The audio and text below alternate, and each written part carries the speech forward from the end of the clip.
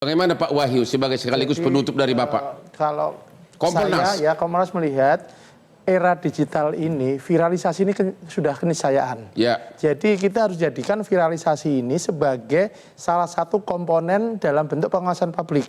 Ya. Nah, karena pengawasan publik, maka polisi yang kewenangan di polisi menjadikan viralisasi ini sebagai salah satu bagian pengawasan yang harus kita akomodir. Jadi Kompolnas mendukung viralisasi ini. Keniscayaan. Mau tidak mau ini kita harus hadapi. Dan itu harus kita terima sebagai salah satu bentuk kritik atau masukan untuk vitamin. Bukan untuk kita defensif, bukan untuk resisten, tapi justru masukan sehingga apa yang kita terima itu bisa menjadi olahan kita, agar produk kita, agar fungsi tupoksi kita sebagai pelindung, pelayan itu bisa efektif. Ada satu pertanyaan, tapi tolong jawab singkat. Dalam kasus Vina, karena kasusnya sudah 8 tahun, dan banyak hal ketidakjelasan, masih perlukah mencari tersangka baru atau biarkan aja yang sudah terjadi, terjadilah? Anda gimana pendapatnya sebagai Kompolnas? Kalau secara hukum sudah tidak ada lagi bukti baru, ya ditutup.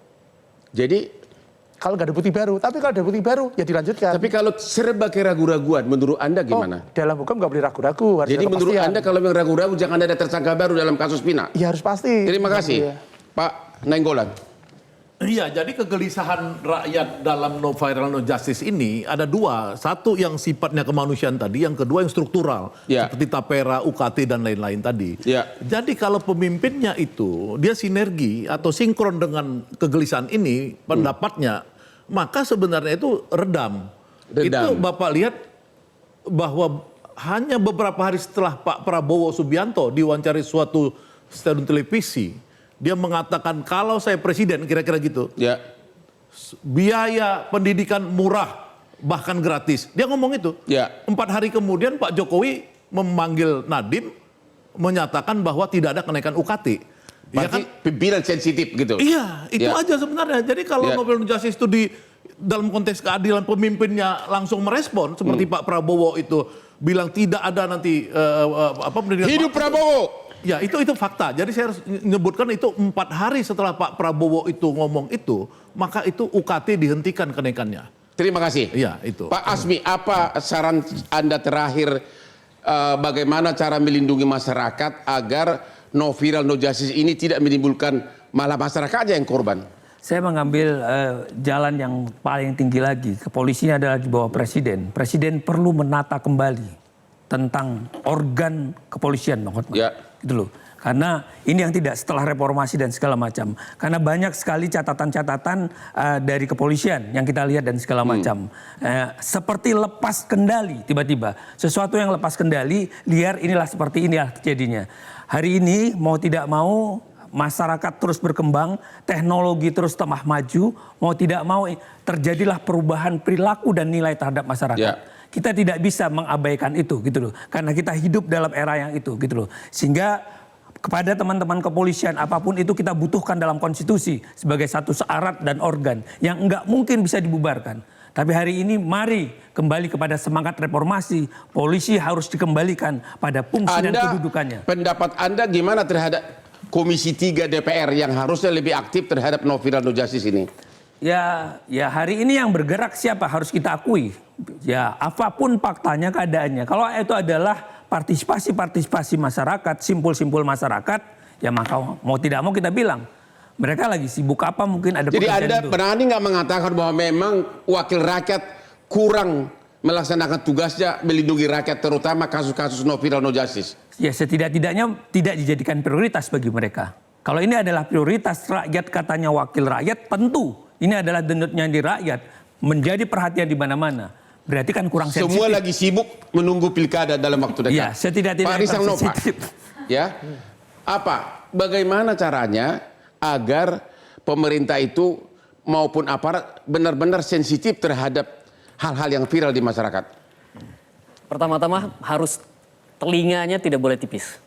Telinganya tidak boleh tipis. Oh pantas, telinganya Pak Prabowo tidak tipis, pantas langsung dia sensitif. Pertama-tama harus seperti itu, harus mau dikritik, harus mau juga mendengar. Mau dikritik. Yang kedua, dia juga harus memiliki, saya kira, ahli-ahli yang mampu membaca suasana batin masyarakat ini. Seperti apa sih sebenarnya? Karena kalau di media sosial itu Bang Hotman, orang mau ngomong apapun jempolnya itu kayaknya susah banget menghapus kata-katanya itu. Jadi kayak nggak ada filternya kalau di media sosial itu kan.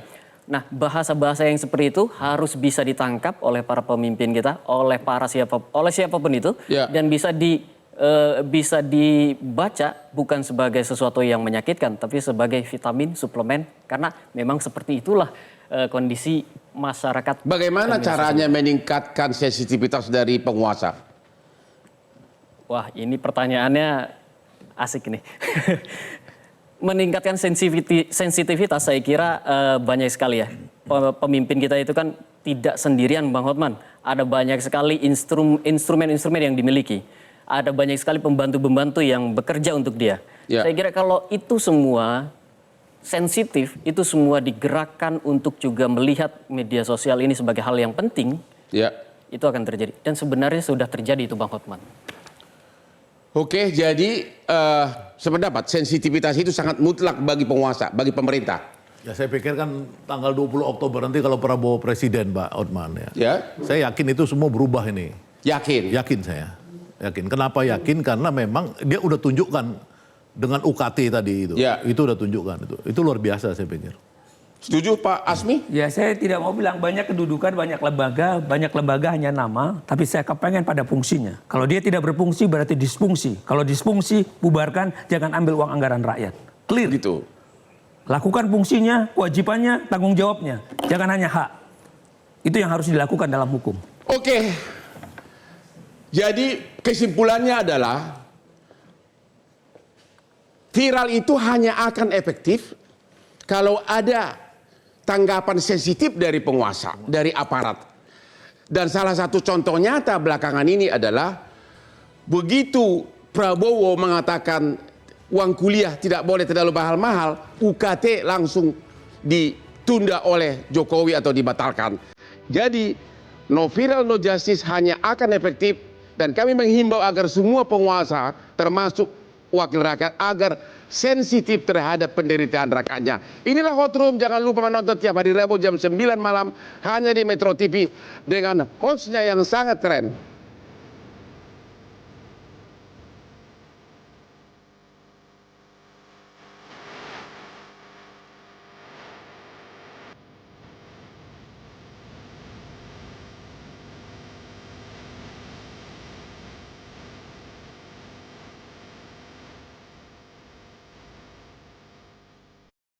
Metro TV.